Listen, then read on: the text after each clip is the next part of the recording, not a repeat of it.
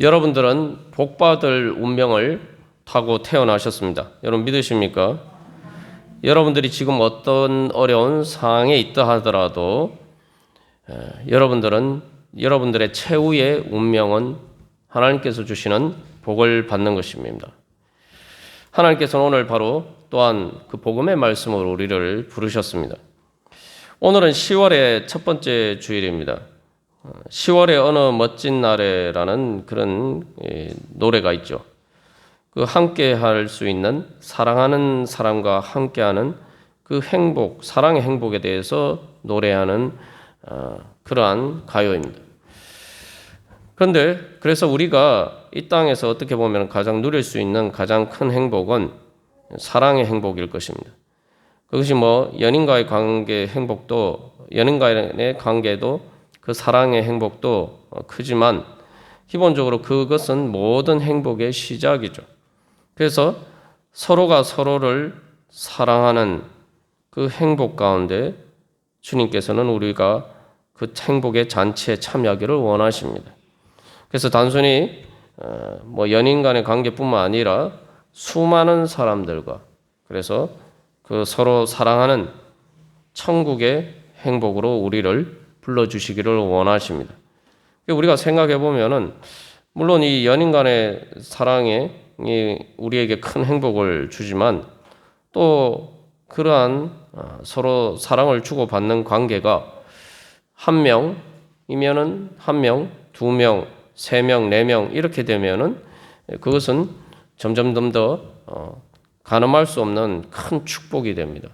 그래서 두 사람이 서로 사랑하면은 서로 사랑을 주고받으면은 2가 되죠. 숫자로 표현하면 2죠. 거기서 한 사람이 더 생기면은 어떻게 됩니까? 계산이 벌써 복잡해지기 시작하죠. 6이 되죠. 그래서 한 사람 더 생기면 어떻게 됩니까? 이 기하급수적으로 그러한 행복이 자라갑니다. 여러분들은 여러분의 인생의 가을이 어떤 날들이 되기를 원합니까? 여러분의 인생의 황혼은 어떤 날이 되기를 원합니까? 우리의 인생의 가을에, 우리의 인생의 황혼에 이니 바로 10월의 황금 들판을 바라보는 것과 같은 그러한 삶의 지평이 우리에게 펼쳐진다면 우리의 인생은 정말 멋지고 아름다운 10월의 어느 멋진 날과처럼 그런 행복한 인생이 될 것입니다. 그래서 우리가 인생의 마지막에 어떤 추수의 자리에 우리가 참여할 것인가, 우리가 늘 그것을 우리의 인생의 목표로 비전을 가지고 그것을 바라보면서 달려가야 할 것입니다. 그래서 내가 오늘 살아갈 때 정말 내가 그 추수를 위해서 그 인생의 마지막에 그 정말 그런 아름다운 추수를 향해서 내가 오늘도 힘들여서 살아가고 있는가? 내가 정말 그것을 위해서 씨를 뿌리고 또한 가꾸고 또 그렇게 살아가고 있는가? 우리 자신을 다시 한번 돌이켜보면서 그러한 비전을 가지고 오늘도 주님의 말씀 앞에 나가기를 간절히 소망합니다. 아브라함의 인생의 마지막, 하나님께서 그의 인생의 마지막에 주신 말씀은 바로 너의 씨를 통해서 온 땅의 모든 민족이 복을 받을 것이다. 그래서 아브라함의 인생의 마지막에 하나님께서 그 축복의 통로로 삼아 주시겠다고 한 그 씨는 단 한 명이에요. 이삭 단 한 명입니다. 그러나 하나님께서는 그 이삭을 통해서 땅의 모든 민족이 복을 받을 것이다 라는 축복의 비전을 보여주셨어요. 그렇기 때문에 아브라함의 인생의 마지막은 바로 10월의 황금들판과 같은 바로 그러한 풍성한 추수의 열매를 바라보면서 그는 인생을 마감할 수가 있었습니다.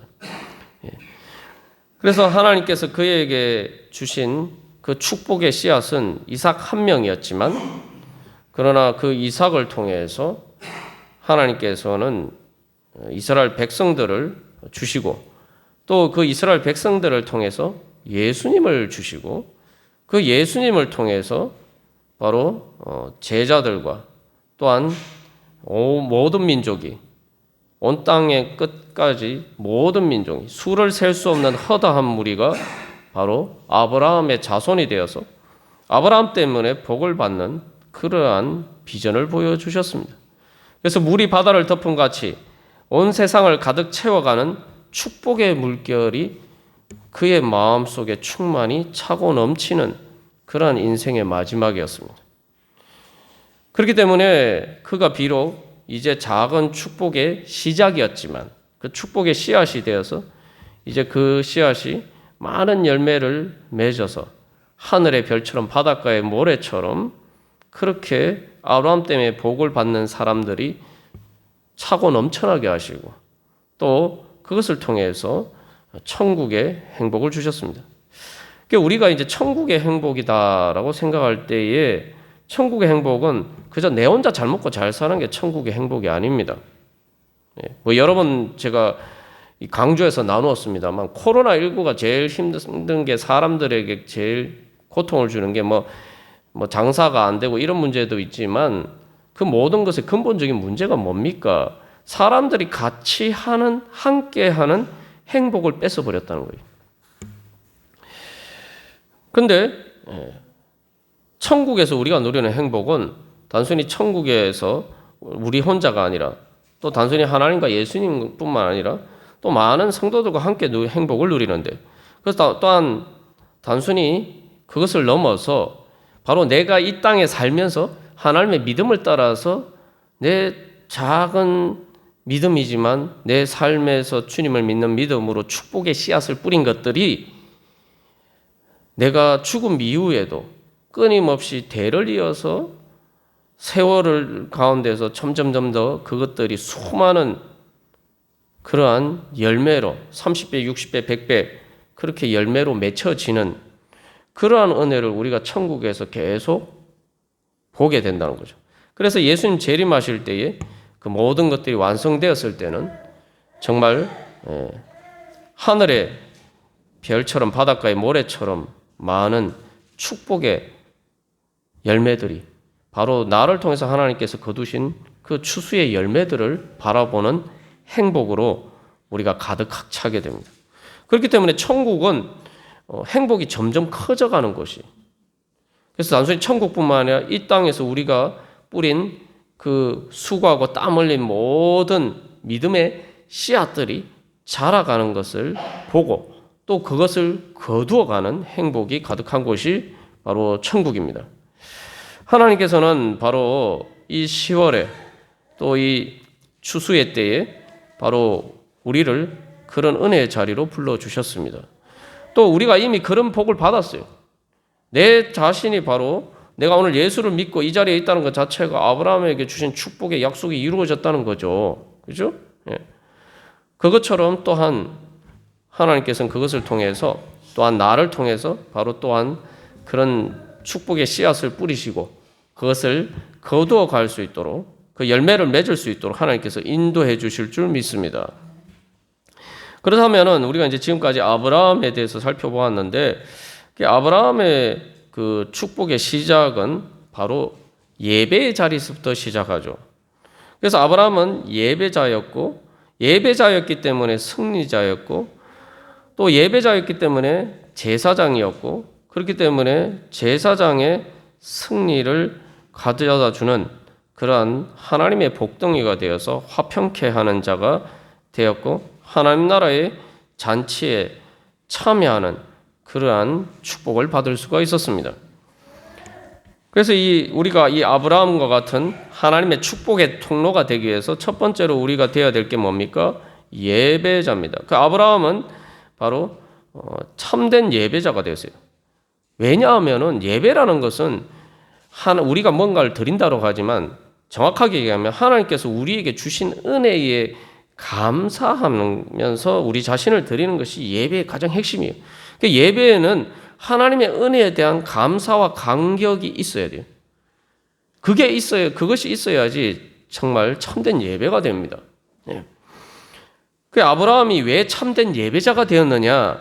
아브라함은 예수님이 오시기 전이지만 바로 예수님을 이 땅에 보내주신 자기의 독생자를 아끼지 않고 우리에게 주신 그 하나님의 마음을 누구보다 잘 아는 사람이었어. 그렇기 때문에 그 마음에 응답해서 바로 자기도 하나님이 독생자 예수를 주신 것과 같은 그 마음으로 하나님께 드릴 수가 있었던 거죠. 예. 그렇기 때문에 그는 참된 예배자가 되었고 믿음의 조상이 될 수가 있었던 것입니다. 믿음이라는 것은 하나님이 우리에게 주신 은혜를 믿고 감사하고 받아 누리고 그래서 주님께 찬양하는 것, 그게 바로 참된 예배입니다. 그래서 예배는 찬양의 기쁨이죠. 그래서 이 아브라함은 참된 예배를 드렸기 때문에 바로 하나님의 제사장이 될 수가 있었던 것입니다. 신약에서는 모든 성도들을 왕같은 제사장으로 부르셨다고 하는데 바로 아브라함에게 주신 축복이 그죠. 아브라함은 참된 예배를 드렸기 때문에 하나님의 제사장이 될 수가 있어요. 그 제사장은 어떤 자냐? 승리자입니다. 진정한 최후의 승리자입니다. 예배하는 자가 최후의 승리자예요. 그래서 아브라함이 이삭을 드렸을 때 아브라함은 사실 이삭을 하나님께 바치지 않아도 이삭은 죽을 운명이에요. 그러나 아브라함은 자기 아들 이삭을 하나님께 드렸기 때문에 아브라함은 죽는 자가 아니라 부활하는 자가 돼요.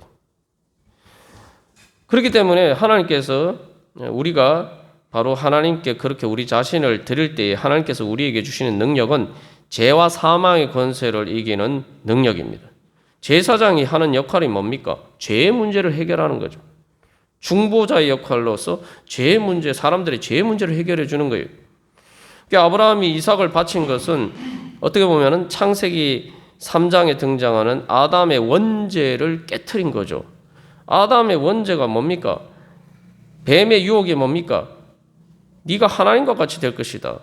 하나님과 같이 되어서 모든 것을 내가 다 통제하고, 그죠? 그래서 내 이기적인 욕심을 위해서, 내 탐욕을 위해서 모든 것을 통제하고자 하는 그 악한 욕망이 원죄예요. 그런데 아브라함은 그 반대죠. 바로 자기가 통제하려고 하지 않고 자기에게 가장 소중한, 자기가 정말 놓치기 어려운 바로 자기 아들 이삭을 자기 손으로 붙잡지 않고 하나님께 맡겨드렸단 말이에요. 자기 아들 이삭을 자기가 가장 소중한 것이니까 자기가 붙잡고 자기가 통제하려고 하지 않고 하나님께 맡겼어. 그러면서 바로 우리가 지난주에 살펴본 것처럼 그 모든 나만 생각하는, 또 그것이 확장돼서 내 자식만 생각하는 그런 이기적인 그러한 욕심을 버리고 하나님께 모든 걸 맡겼어요. 이게 바로 아브라함이 사실은 이 모리아산에서 이삭을 번제로 바치는 것을 통해서 바로 죄의 가장 뿌리 되는 원죄를 이긴 거예요.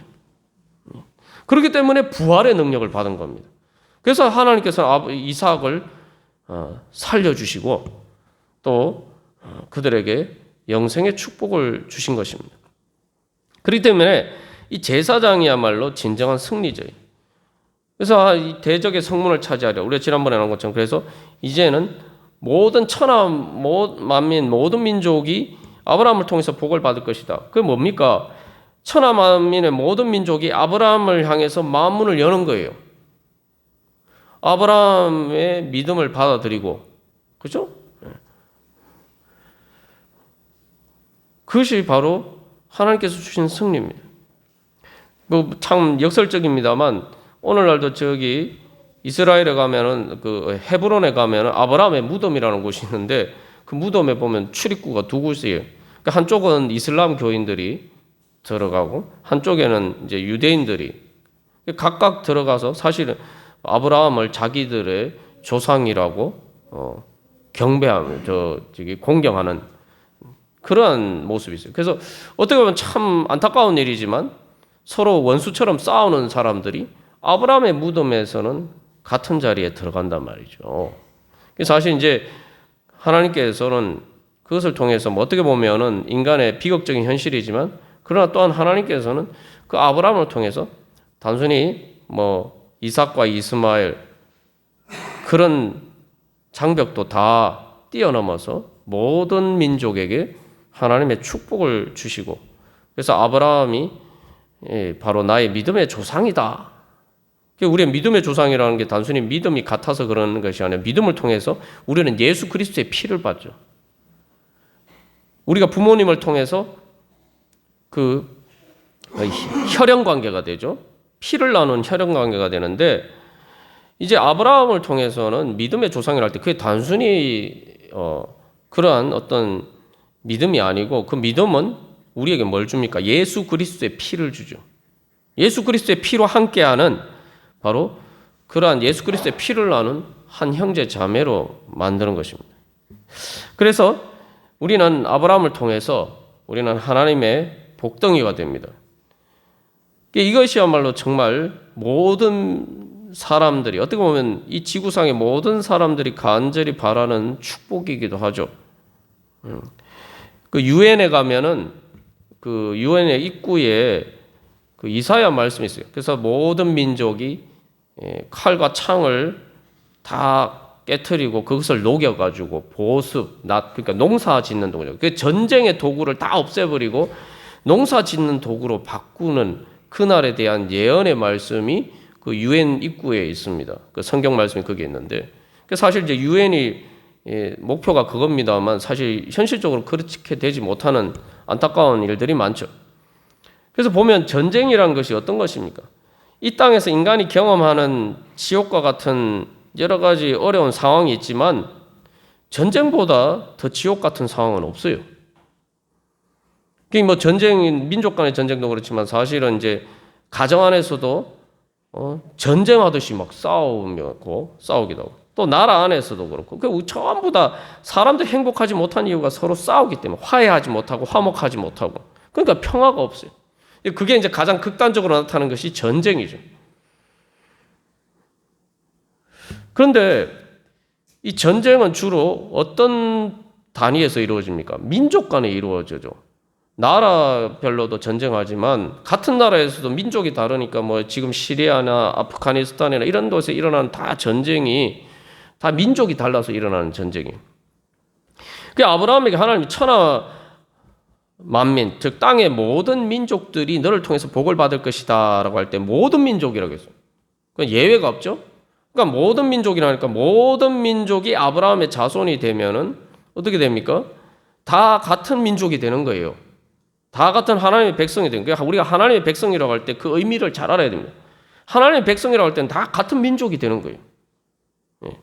예수 그리스도의 피를 나눈 같은 민족이 되는 거죠. 그렇기 때문에 그 민족 간에 전쟁을 가져오는 민족 간의 장벽이 깨어지고 참된 평화가 찾아오는 하나님 나라를 바로 아브라함에게 약속하신 겁니다. 그게 바로 천국이죠. 그래서 천국에서는 뭐 이 화면에서 예수님이 여러 가지 피부색이 다른 모든 민족들을 바로 예수님의 씨로서, 그래서 오늘 우리가 이사야 53장 10절의 말씀, 그가 씨를 보게 되면 그의 날은 길 것이요. 예수님이 자신을 희생제물로 드리셔서 바로 우리를 낳으시고 이 땅에 많은 우리들을 바로 우리가 하나님의 씨가 되어서 천국에서는 모든 민족이 다 하나님 앞에서 한 백성이 되어서 한 하나님의 자녀가 되어서 주님을 찬양하는 그 천국을 약속하신 겁니다. 그래서 이 창세기 22장 18절에서는 땅의 모든 민족들이라는 말을 갈라디아서 3장 8절에서는 모든 이방인이라고 번역하고 있어요. 이게 왜 이렇게 번역을 했냐면은 이 땅의 모든 민족들이라고 할 때 그 민족이란 말이 이스라엘 민족을 의미할 수도 있지만 또 많은 경우에 그러니까 민족이 다른 사람들을, 그죠? 다른 민족들을 이야기할 때가 많아요. 그러니까 이게 이방인이라는 의미를 가지죠. 그래서 이제 헬라어에서도 그 에트노스라는 말이 그 민족이라는 말인데 그것이 또 유대인들은 이방인이라는 말로 쓰기도 해요. 근데 이방인이 뭡니까? 이방인은 낯선 사람이에요. 그래서 뭐 우리가 경험하는 것처럼 이 땅의 인류 역사에서 이방인이 등장하면은 거기에는 항상 전쟁이 있죠. 뭐 신대륙에서 그 유럽의 이방인들이 나타났을 때 아메리카 인디언과 그 유럽의 이방인들 사이에 전쟁이 있었고 결국 엄청나게 비극적인 일들이 있어요. 이방인이 나타나는 것은 평화가 깨어지는 걸 의미해요. 낯선 자. 그래서 대부분 많은 경우 적이 되고 원수가 될 가능성이 더 많죠. 그런데 왜 사도 바울은 특별히 민족이라고도 번역할 수 있는데 왜 갈라디아에서 모든 이방인이라고 번역했을까요? 그게 바로 이제 창세기 22장 18절에서 아브라함에게 주신 하나님의 그 축복의 약속을 그 의미들을 더 살려서 나타내 보여주기 위해서죠. 특별히 유대인들에게 이방인은 완전히 자기들과 다른 어떤 그래서 약간 경멸과 멸시의 대상이었는데 하나님께서는 아브라함에게 너희들이 아느냐 너희들의 조상 아브라함에게 주신 약속이 모든 이방인이 아브라함을 통해서 복을 받을 것이고 그래서 예수를 믿는 자는 아브라함의 후손이 되어서 그래서 이방인이나 유대인이나 차별이 없이 하나님 앞에서 구원을 받는다는 거예요. 그래서 바울은 이 복음의 진리를 깨달아 알고 아브라함에게 주신 그 축복의 약속의 본질이 뭐냐? 그것은 바로 유대인의 그 민족적인 한계, 자기들만 선민이다. 그래서 자기 민족의 이익만을 위하는 그 배타적인 선민의식을 뛰어넘는 것이 바로 복음의 핵심이다라고 본 거예요. 그게 복음의 비밀을 깨달은 거죠. 그래서 사도 바울은 그것을 비밀이라고 이야기해요. 비밀이지만 예수님을 통해서 나타나신 거죠. 그래서 사도 바울은 바로 그 복음의 비밀을 깨닫고 바로 이방인의 선교사가 되죠. 그래서 이방인의 선교사가 되는 바람에 자기 민족에게는 핍박을 받게 되죠. 그래서 이 예수님을 통해서 예수님이 아브라함의 후손으로 예수님이 이 땅에 오시고 그 예수님의 제자들이 누굽니까? 예수님의 제자들이 누구죠? 예수님의 제자들은 12제자들 처음에 그 예수님의 제자들은 대부분 다 뭐예요? 유대인들이죠. 그런데 이 바울을 통해서 또 그러한 사도들을 통해서 바로 땅끝까지 예수님의 말씀을 따라서 땅끝까지 모든 민족에게 세례를 주고 하나님의 자녀로 삼는 그 선교적인 사명을 그들이 감당해요. 그래서 아브라함에게 주신 정말 그 축복의 약속은 예수님을 통해서 이루어졌고 제자들을 통해서 이루어졌고 바로 이방인을 향해서 하나님의 복음을 전하는 그 선교적인 사명을 감당하는 것을 통해서 이루어져 갔다는 겁니다. 그래서 우리가 선교적인 사명을 감당한다라고 할 때에 우리가 이제는 바로 아브라함과 같은 믿음이 있어야 돼요. 그러니까 아브라함과 같은 믿음은 자기 아들을 이삭을 번제로 바치는 것을 통해서 모든 민족의 조상이 되었다. 이게 뭘 의미하느냐? 바로 그것은 하나님께서 이제 아브라함이라는 이름을 주셨는데 원래 아브라함이라는 건 높은 정말 높임 받을 만한 그런 아버지다라는 뜻인데 하나님은 그러면은 정말 진정으로 높임 받는 아버지가 어떤 아버지가 되어야 되냐? 그건 아브라함이 되어야 된다는 거예요. 아브라함이라는 말은 여러 민족의 아버지가 될 것이다. 이렇게 한글 성경에 번역이 되어 있습니다만 여러라는 말이 우리가 잘못 이 오해를 하면은 그냥 몇몇 민족 이렇게 생각할 수가 있는데 절대 그런 의미가 아닙니다. 여기서 여러라는 것은 많다는 의미인데 어느 정도 많느냐? 이 여러라고 번역된 말은 이 하몬이라는 말인데 그래서 이 하몬이 아브람과 하몬 아브라함은 하몬 여러 민족의 아버지가 될 것이다. 이래서 그 하자를 붙여서 아브라함이 됐죠. 이 하몬이란 말 여러라고 번역된 이 말은 원래의 의미는 이 물소리를 이야기하는 거예요. 물소리, 파도 소리. 여러분 물소리, 파도 소리가 뭡니까? 들어보면은 그래서 이제 요한계시록은 그것을 이제 많은 물소리라고 해요. 그래서 파도나 막 비가 막 올 때에 여러분 이제 여름에 장마철에 폭우가 쏟아질 때 그냥 이렇게 비가 내릴 때는 잘 모르지만 소나기가 막 퍼부을 때는 빗소리가 나죠. 빗소리가 왜 납니까? 세게 퍼붓기도 하지만 비의 양이 그만큼 많기 때문이죠. 바다의 파도 소리, 빗소리, 이런 소리가 어떤 소리냐면은 정말 이게 이 수많은 사람들이 뭐 수를 셀 수 없이 허다하게 정말 많은 사람들이 모여 있을 때에 사람들끼리 거기에서 나는 그 소음을 이야기하는 거예요. 그래서 이 요한계시록에서 그걸 많은 물소리라고 표현해요. 이게 말 그대로 이게 여러 민족이라고 하는데 말 그대로 이게 여러 몇몇 민족을 얘기하는 게 아니고 또 육신의 혈통으로 아브라함의 후손이었던 사람들만 이야기하는 것이 아니고 말 그대로 수를 셀 수 없이 허다한 바로 그러한 민족들의 그러한 수많은 무리의 아버지가 될 것이라는 거죠. 그래서 요한계시록에 이제 이 오늘 창세기 말씀의 약속이 이루어지는 것을 보여주는죠. 그래서 많은 허다한 무리가 하나님을 어린 양 대신 예수님을 찬양하는데 그 찬양 소리를 많은 물소리라고 해요. 그래서 바로 그 많은 물소리와 같은 그 허다한 무리를 온 땅의 모든 민족에게서 구원받은 그들의 바로 다 아브라함의 자손으로 그들이 바로 아브라함을 통해서 축복받은 자로 하나님께서 불러 주신다는 겁니다. 이제 사실 그래서 이 창세기 22장에 주신 아브라함에게 주신 이 축복의 약속의 말씀은 바로 요한계시록에서 이루어지는데 종말에 이루어지는데 이것은 말 그대로 예수님 재림하실 때에 온천한 모든 민족의 태초부터 마지막 때까지 모든 성도들이 함께하는 그 천국의 새하늘과 새 땅의 하나님 나라의 잔치 자리를 보여주는 거예요. 그래서 이 아브라함은 바로 그 하나님의 천국의 가장 가까운 자리까지 그의 인생의 마지막에 갔다는 거죠. 그래서 여러분, 우리가 인생을 살아갈 때에 내가 어떤 길을 걸어갈 것인가? 우리는 하나님께서 천국을 우리에게 약속해 주셨기 때문에 우리의 인생길은 점점 세월이 지날수록 천국에 점점 더 가까이 가는 것입니다. 그렇다면은 천국에 가까이 간다면 내가 예수님께 더욱더 가까이 가는 거죠. 그 예수님께 가까이 가는 것이 뭐냐?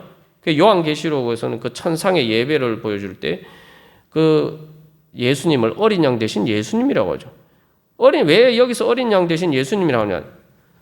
천국의 영광은 바로 나를 위해서 다른 사람을 희생양으로 삼지 않고 내가 다른 사람에게 복을 주는 사람으로 변화가 되어야 된다는 거죠. 그래서 왜 요한계시록에서 예수님에 대한 만왕의 왕 만주의 주라는 명칭도 있는데 왜 하필 계속 어린 양이라는 걸 강조할까요? 그러니까 이제 우리가 예수님 가까이 가고 싶으면은 내가 천국에 가까이 가는 그런 삶의 목표를 가지고 있다면은 내가 천국의 영광에 가장 가까운 곳에 가려면은 어린 양 대신 예수님과 가장 가까워져야 돼요.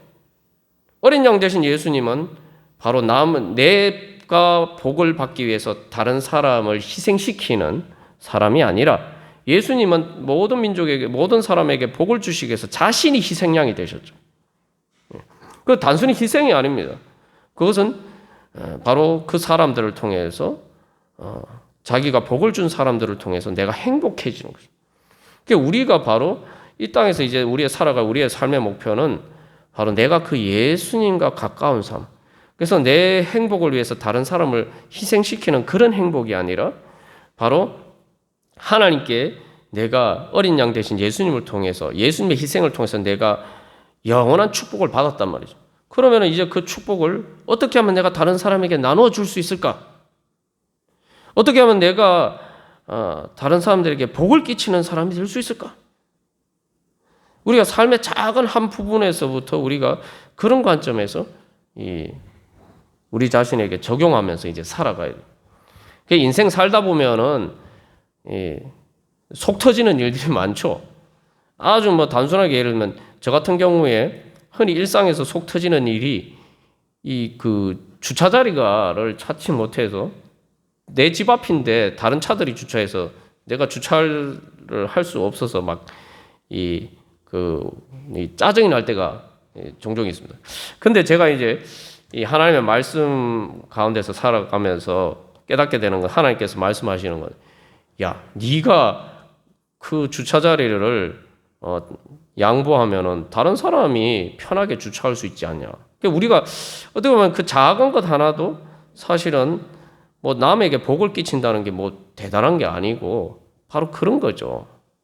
제가 예를 들어서 말씀드렸습니다만, 그러니까 우리가 이런 관점에서 보면은 내가 이 인생에 속 터지는 많은 일들을 다른 관점에서 볼 수가 있겠죠.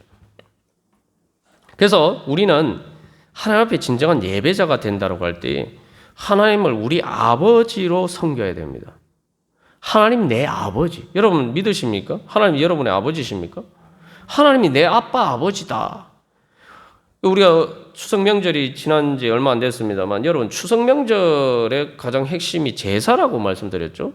안 믿는 사람들 제사 때문에 사실 추석 명절에 모이는 이유가 크죠. 근데 그 제사가 가지는 사실 진짜 의미는 제사를 통해서 그 제사 지내는 그 같은 후손들이, 같은 자손들은 한 가족이라는 것을 다시 확인하는 거예요. 예. 그러면은 우리가 하나님 앞에 주님 앞에 예배를 드릴 때 하나님 아버지 앞에 예배 드린다라고 할 때 우리는 무엇을 해야 되느냐 하면은 우리가 참된 예배가 되려면 하나님이 내 아버지가 되기를 원한다면은 말 그대로 하나님을 내 아버지로 생각해야 돼요. 하나님이 내 아버지면은 바로 하나님은 모든 민족들을 구원하기를 원하시고 아브라함에게 주신 축복처럼 그렇죠. 그러면은 하나님이 내 아버지면은 모든 민족이 바로 같은 하나님 아버지의 자녀, 나의 가족이다라고 우리가 믿어야 되는 거예요. 그래야 우리가 참된 아브라함과 같은 영과 진리로 드리는 예배 자리 가운데 나아갈 수 있습니다. 그래서 오늘 설교 제목을 모든 민족을 내 자식처럼 그랬는데 그게 바로 아브라함의 믿음이에요. 아브라함이 모든 민족의 아버지가 되려면 어떻게 돼야 됩니까? 아브라함, 그죠? 하나님이 그래서 아브라함이라는 이름을 주신 것은 야, 네가 모든 민족의 수를 셀 수 없이 허다한 민족의 아버지가 될 수 있도록 네 믿음의 그릇을 이제 키워가라. 그런 믿음의 그릇으로 만들어가라. 하나님 그런 말씀을 주신 거죠. 이게 이웃을 내 자신과 같이 사랑하는 것보다 한 걸음 더 나갔죠. 그래서 이게 단계를 보면은 모든 민족이 나를 통해서 복을 받으려면은 단순히 이웃을 내 자신처럼 생각하는 것을 넘어서 내 민족을 넘어서 내 가족을 넘어서 이방인이 늘 내 이웃으로 생각하고 이방인을 내 가족처럼 생각하고 이방인을 내 자신처럼 생각하고 저기서 한 걸음 나가서 가장 결정적인 것은 내 자식처럼 생각해야 돼요. 그래서 여러분 자식이 뭡니까? 자식처럼 생각한다는 게 뭐죠? 여러분 제가 앞에서 그 주차 문제를 아주 사소한 문제로처럼 보이지만 그 문제를 가지고 이제 제가 말씀을 드렸습니다만 이게 내 자신을처럼 사랑하는 것보다 한 걸음 더 나아가는 거예요. 뭡니까? 내가 그런 다른 사람 때문에 내가 어떤 희생을 하면은 내가 억울하다. 내가 왜 이런 희생을 해야 되지? 왜 이런 손해를 봐야 되지? 이런 생각이 든단 말이죠. 근데 여러분 부모의 마음이라는 거는 자녀를 위해서는 희생하면서 그런 생각이 안 들어요. 그게 정상적인 부모의 마음이에요. 오히려 그걸 기뻐하죠. 세상에서 여러분 전부 다 세상이라는 건 전부 다 자기 입에 자기 숟가락 밥 떠넣기에 바빠요. 어떻게든 더 좋은 것을 내 입에 넣기 위해서 그렇게 싸우는 것이 세상입니다. 그런데 여러분 다른 사람 입에 밥 들어가는 거 보고 정말 기뻐할 때가 있죠. 내 자식이 맛있게 먹는 걸 볼 때. 사실은 저도 비춰보면은 어렸을 때 보면은 맛있는 게 있는데 제가 이렇게 자는 동안에 다른 우리 동생들이 맛있는 걸 먹어버렸어요. 자고 일어나서 그거 알고 나면은 막 너무 이 소외감에 박탈감에 이 속이 상한 그런 기억들이 있는데 아직 철이 없어서 그렇죠. 근데 여러분 부모는 반대입니다. 자식 입에 들어가는 것을 행복으로. 그래서 자식이 그 어린 손자 손녀들이 또 그 아이들이 이렇게 맛있게 먹는 걸 보면은 그게 많은 부모들의 큰 행복이죠. 그게 바로 하나님 아버지의 마음이에요. 하나님 아버지의 마음이. 하나님 아버지, 그래서 하나님 아버지는 예수님을 우리에게 주실 수가 있었던 거예요. 이 땅에서 우리가 하나님 아버지의 마음을 제대로 알고 감사하고 감격해야지 우리가 참된 은혜 자리에 더 가까이 나아갈 수가 있는데, 그것은 바로 아버지의 마음이에요. 아버지의 마음. 그러니까 아버지가 땀 흘려서 자기가 평생을 수고하고 땀 흘려서 얻은 모든 것을 자식에게 주는 것을 아까워하는 사람이 뭔 없죠. 형제들끼리 싸우는 재벌들도 자기 자식한테는 많은 거 물려주고 싶어서 수단과 방법을 가리잖아요. 아니, 자기가 평생 기업을 일군 걸 왜 자식한테 그렇게 주려고 합니까? 다른 사람에게는 아까워서 막 형제들끼리도 싸우는데. 그게 아버지의 마음이거든요. 그러니까 아브라함에게 하나님이 네가 모든 민족, 허다한 민족의 아버지가 되라 말씀하시면서 아브라함이라는 이름을 주신 것은 바로 그런 의미가 있습니다. 그 어떻게 보면은 바로 우리가 사실은 이 땅에서 서로 살면서 힘든 것, 가족, 심지어 뭐 형제 자매들끼리도 그렇고 가족들끼리도 그렇고 그 가까운 사람들끼리도 화해하지 못하고 화목하지 못하는 것은 바로 우리에게 내가 그런 아버지의 마음을 가지지 못하면은 우리가 항상 피해의식 속에 살아가게 돼요. 행복하지가 않아요. 그러나 우리가 아버지가 마음을 가지면은 바로 그 모든 불행의 씨앗을 극복할 수가 있습니다. 오늘 말씀을 듣고 너무 부담스럽다 이렇게 생각하실지 모르겠지만 우리는 그 아버지의 마음을 내가 가지는 게 아니에요. 하나님 아버지께서 나를 어떻게 하나님의 자녀로 불러주셨는가? 부모는 그렇습니다. 탕자의 아버지가 그러하듯이 자식이 못 낳아도 내 자식은 자식이에요. 하나님 아버지의 마음이 그렇습니다. 우리가 주님 보시기에 아직 부족하고 못 낳아도 주님께서는 우리를 기뻐하십니다. 그렇기 때문에 더 온전하게 만들어주신 거예요. 그러니까 우리가 믿음이 성장한다는 것은 이 아브라함이 마지막 이삭을 번제로 바친 것 같은 그 믿음의 절정에 이르는 것은 바로 그 하나님 아버지의 마음을 알아가는 거예요. 내가 아버지 마음처럼 그렇게 되려고 노력할 필요가 없어요. 내가 하나님 아버지의 마음, 나를 향하신 하나님 아버지의 마음을 알아가면은 내가 하나님 아버지의 마음을 품지 않으려고 해도 저절로 그런 마음이 돼요. 이게 하나님의 은혜입니다.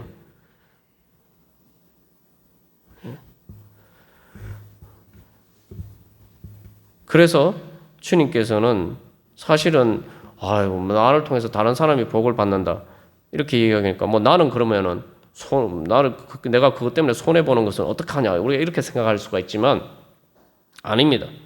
우리 마음이 행복하지 않은 이유가 뭐냐? 내가 이 땅에 살면서 행복하지 않은 이유가 뭐냐? 사람들과의 관계에서 행복하지 않은 이유가 뭐냐? 다툼이 있고 화목하지 못한 이유가 뭐냐? 바로 그 원죄 때문이죠. 사람들의 죄 때문이에요. 그래서 주님께서는 바로 하나님 아버지의 사랑을 예수님을 통해서 보여주시고 그것을 통해서 우리의 그 죄를 고쳐주시고 그래서 나로 하여금 하나님 아버지의 사랑을 충만히 받아서 그 사랑으로 나도 하나님 아버지와 같은 마음이 되면은 내 모든 불행의 씨앗이 다 제거가 되는 거예요. 그럼 나는 행복해지는 거예요. 여러분, 어린 자녀를 키울 때에 한 가지 예만 다시 한번 우리가 생각해 보죠. 어린 자녀를 키울 때 애들이 갓난애기 때 대소변도 못 가리고 자기 욕구만 따라서 조금만 저거 하면 울고 밤에 잠도 안 자고 부모를 괴롭히잖아요. 그런데 여러분 그럴 때 여러분이 그 자녀를 어떻게 대하셨어요? 그래도 그 자녀가 자라서 그 자녀가 웃고 또 이런 모습을 보면은 또 얼마나 행복합니까? 하나님께서는 우리에게 바로 그래서 모든 죄를 이길 수 있는 능력을 주시기를 원하는데, 그것이 바로 모든 민족을 내 자식처럼 생각할 수 있는 아브라함과 같은 바로 하나님 아버지의 마음을 알아가는 그 축복을 주시기를 원하십니다. 그러면 내 마음이 모든 민족을 품을 수 있을 정도로 점점점 내 마음이 커져가면은 내 마음이 점점 평안해지는 거예요. 그리고 나는 천국을 향해서 그만큼 가까이 가는 겁니다. 우리가 다시 한번 주님 앞에 나갈 때 하나님께서 우리에게 말씀하십니다. 너의 씨를 통해서 라고 말씀하셨는데, 갈라디아에서 사도 바울은 그것을 뭐라고 얘기합니까? 너로 말미암아. 그 너가 누구죠? 사도 바울은 뭐라고 얘기합니까? 아브라함과 함께, 너희가. 아브라함과 함께 믿음이 있는 자는 아브라함과 함께 복을 받는다. 하나님께서는 오늘도 우리에게 이러한 아브라함에게 주신 축복을 주기를 원하시고, 아브라함을 아브라함으로 변화시켜서 만민이 축복을 받을 수 있는 축복의 씨앗으로 변화시켜 주신 것처럼 우리들도 그렇게 변화시켜 주시고 우리에게 참된 행복을 주시기를 원하십니다. 우리 이 시간 그래서 하나님 아버지께서 나를 어떻게 사랑하셨는가, 그 사랑을 먼저 바라보고 누리고 그 사랑으로 충만하게 되면 내가 저절로 아브라함과 같은 하나님의 축복의 씨앗이 됩니다. 우리 이 시간 주님 앞에 결단하면서, 주님, 제가 아브라함과 같은 하나님의 축복의 사람이 되기를 원합니다. 하나님의 축복의 씨앗이 되기를 원합니다. 하나님 아버지의 사랑이 어떠한지 주여 깨달아 알게 하여 주시고 그 사랑으로 충만케 하여 주사 주님 아브라함과 같은 축복의 씨앗으로 변화시켜 주시옵소서. 우리 함께 결단하면서 기도하겠습니다.